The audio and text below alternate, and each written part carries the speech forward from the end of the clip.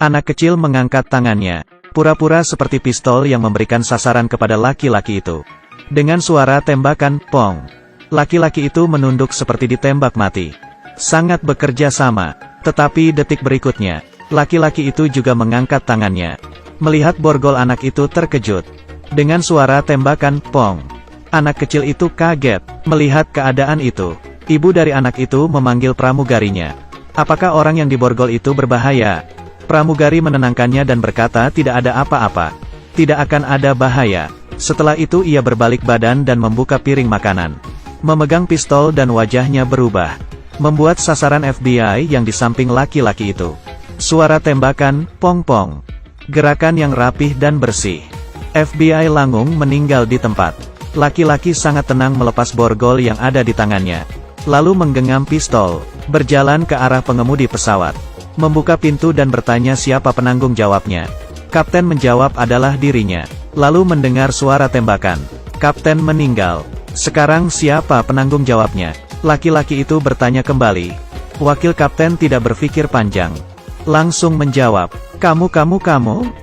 Bagus. Laki-laki itu merasa puas.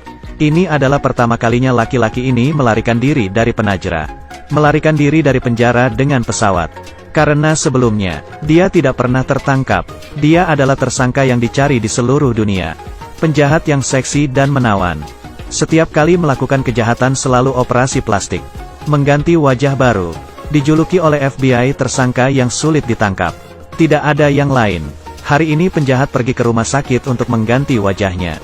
Dokter ingin memberikan obat bius tetapi ditolak. Tarik paksa saja. Orang yang cukup kejam. Ketika dokter ingin memulai. Orang FBI tiba-tiba masuk. Penjahat langsung lari lewat jendela. Tetapi sayangnya, dia tidak sengaja menabrak mobil polisi. Dan puluhan galon yang jatuh. Dia tertangkap. FBI membawanya ke kantor pusat. Siapapun juga tidak bisa menduga. Dia mau melarikan diri di pesawat. Hal seperti pembajakan pesawat sudah cukup mudah baginya. Pertama menggantikan pramugarinya. Mengatur bawahannya pura-pura menjadi penumpang. Lalu ketika semua orang santai baru memulai gerakannya. Tanpa aba-aba, sangat cepatnya dia mengontrol pesawat ini. Para hadirin sekalian, teman-teman saya yang memegang senjata api. Bukan mainan. Jika kalian tidak mendengarkan, mungkin akan mati. Para penumpang sangat kaget. Anak yang bermain pistol-pistolan tadi. Sekarang berada di pelukan ibunya untuk menjaganya. Siapa yang tahu bahwa mereka serius? Pria ini sangat puas dengan hasil pembajakan pesawat ini. Tapi yang tidak dia ketahui adalah, di pesawat ini ada pakar keamanan yang telah usang. Kenapa bisa usang? Karena sekarang peraturan pesawat lebih ketat. Sudah lama tidak ada orang yang melakukan pembajakan pesawat. Ahli hanya bisa memberikan kelas pelatihan keamanan untuk pramugari. Tetapi dibentak oleh pramugarinya. Dan sekarang ia tidak punya uang untuk beli tiket kelas bisnis. Duduk di kelas ekonomi dan diganggu oleh ibu-ibu. Ahli demi menghindari ibu-ibu ini. Hanya bisa pergi ke toilet untuk menenangkan diri. Akhirnya baru masuk ke toilet. Di luar sudah ada suara berisik. Berdasarkan pengalamannya menjadi keamanan selama ini. Dia melihat dari sela-sela pintu. Mendapatkan info penting. Sekelompok penjahat sedang membajak pesawat. Akhirnya dia bisa menunjukkan keahliannya. Ahli selagi penjahat tidak melihat. Diam-diam mengeluarkan SIM kartu darurat. Menginformasikan keadaan pesawat kepada rekannya. Penjahat juga tidak polos. Sangat cepat mereka menemui dia. Selagi penjahat tidak memperhatikan. Lalu menendangnya ke dalam toilet. Menggunakan pintu untuk melepas pistol yang ada di tangannya. Dan menekannya ke dalam kloset. Sepertinya saya tidak melihat dia menyiram toilet. Setelah mendapatkan hukuman yang beraroma. Ahli berhasil menguasai penjahat. Lalu menggunakannya menjadi sandera. Mengancam penjahat untuk menyerah. Tetapi penjahat itu tidak mendengarkannya. Jika ingin membunuhnya bunuh saja. Bawahan saya masih banyak. Memang penjahat yang tidak punya akal sehat. Tentu saja penjahat itu mempunyai sandera juga. Pramugari yang hari pertama kerja. Tidak tega membunuh pramugari. Tidak apa. Saya masih mempunyai penumpang yang tak tahu apa-apa dan terlihat kasihan. Terdengar suara tembakan matilah satu orang yang tak bersalah. Mengganti orang baru. Bagaimanapun juga masih banyak penumpang. Dia masih mempunyai waktu. Ahli dibuat kalah karena perbuatan si penjahat ini yang tidak tahu malu. Dia membuang pistolnya. Peluru penjahat sangat cepat menembak ke arahnya. Untung dia cepat menghindar. Perampok sangat beruntung menalangi tembakan itu. Ahli dan pramugari panik dan bersembunyi ke dalam lift. Lalu mencabut pipa bahan bakar. Dengan cepat pesawat mendarat karena tidak ada minyak.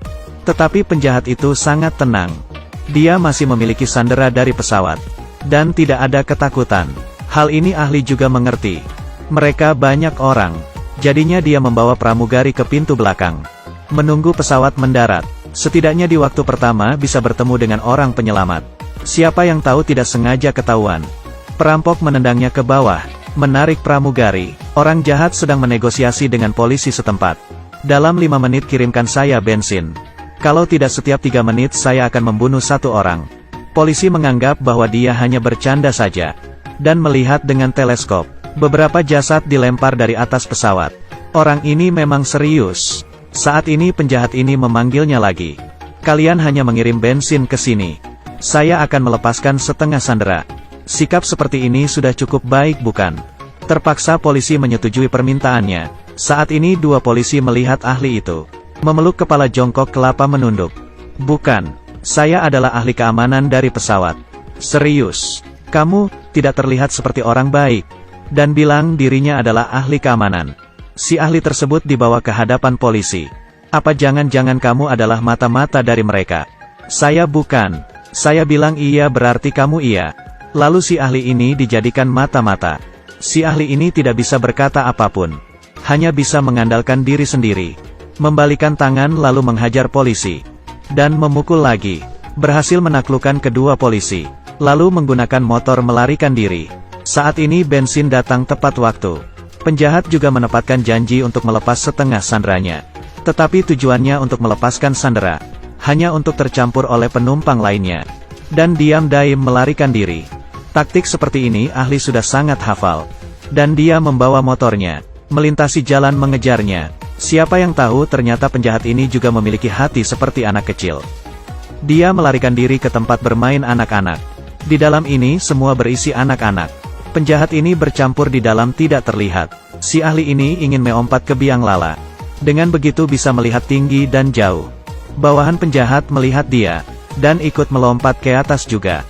Ingin membunuh ahli untuk mendapatkan pujian dari penjahat. Siapa yang sangka baru mengikuti dari belakangnya. Lalu ditendang ke bawah. Perampok ditendang ke bawah. Tubuhnya serasa terbang bebas. Penjahat melihat. Ingin menggunakan senjata melawannya. Si ahli bersembunyi di samping komedi putar untuk membuatnya bingung. Lalu selagi penjahat tidak menoleh. Langsung menangkap si penjahat itu. Lalu polisi datang tepat waktu. Dan menangkap si penjahat itu. Sangat mudah menangkapnya. Tentu tidak. Dia dari sebelumnya sudah memberitahu bawahannya. Jika dalam 20 menit ini. Belum berikan kabar kepada mereka. Mereka sendiri boleh menghabisi penumpang yang ada di pesawat ini.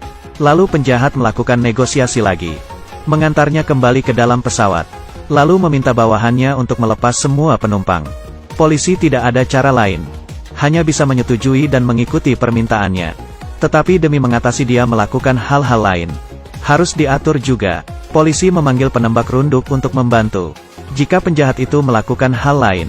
Di waktu pertama akan menembak mati. Hasil nua penembak runduk itu tidak mengikuti. Dan bunyi suara tembakan. Membunuh 2 polisi di sampingnya. Ada apa ini? Sebenarnya penembak runduk ini adalah bawahan dari penjahat itu. Keadaan seperti ini membuat penjahat ini langsung memasuki pesawat. Pesawat akan terbang. Ahli langsung mengejarnya. Sebelum pesawat mengudara, si ahli ini berhasil memanjat ke atas pesawat. Saat ini bawahan sedan memungut serpihan di pinggiran. Si ahli tiba-tiba muncul. Lalu menendangnya sampai terjatuh. Kemudian tangan langsung memukul ke arah wajah. Cukup mudah untuk melawannya.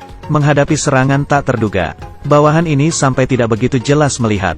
Siapa yang memukulnya? Hanya merasa di depan mata hitam semua. Si ahli ini sudah memukul beberapa bawahan. Lalu diam-diam keluar dari ruang mengemudi pesawat. Dengan satu pukulan membuat pramugari palsu terjatuh. Dan sekarang tersisa si penjahat ini. Si ahli mulai menyerang dari belakang. Langsung menahannya. Si penjahat ini juga tidak mau kalah menggunakan pistol untuk menyerang balik. Tidak sengaja memecahkan kaca pesawat. Mengundang tekanan udara ke dalam pesawat. Mereka berdua berkelahi di dalam pesawat. Lalu pintu pesawat mulai tidak kuat. Kemudian pintu pesawatnya terbang jatuh. Mereka berdua tertarik oleh tekanan udara sampai ke depan pintu. Sekarang adalah saat untuk menggunakan kekuatan fisik. Mohon maaf, si penjahat fisiknya tidak kuat dan terjatuh ke bawah. Dan dia hilang dari ketinggian. Si ahli ini berhasil menolong semua penumpang. Tentu saja sikap keberaniannya membuat pramugari cantik terpikat dengannya. Di sini kita juga mengharapkan penjahat yang lucu dan menarik itu. Kalau bisa jangan wajahnya yang terjatuh duluan. Film Passenger 57. Selesai sampai sini.